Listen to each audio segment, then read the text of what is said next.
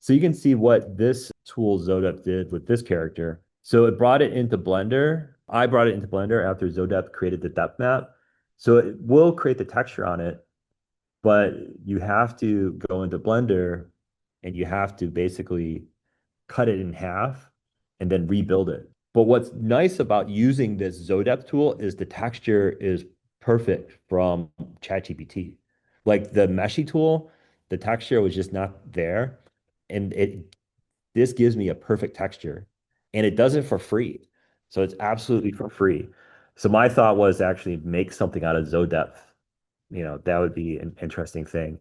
Just because I like the fact that it doesn't mess up my textures. So if you look here, it's still thinking.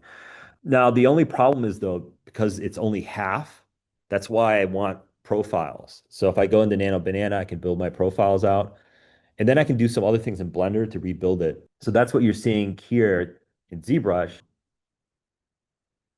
I don't- Is that character. Now, when I rebuilt it, I was sure to actually get nice quads. So these are, if you look at the squares, it's not the triangles that Meshi gave you.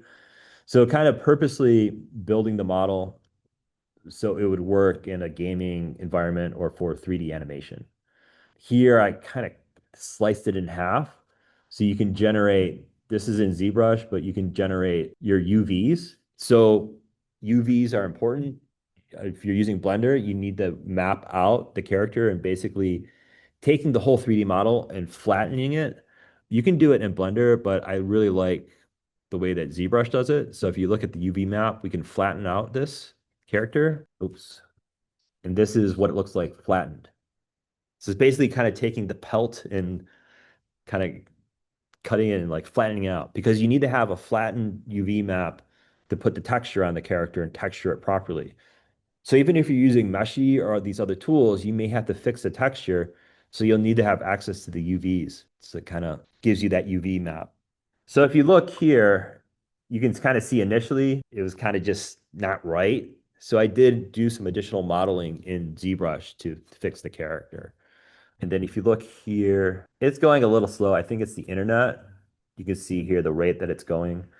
But the scene itself, I was generating flat 2D images using different AI tools and then bringing those into Blender.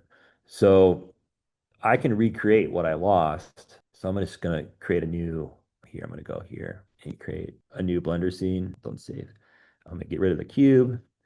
So what I did was I created all these little landscape elements using this free ZoeDepth tool. And I'll give you guys the link so you can try it out. And then I would import those elements.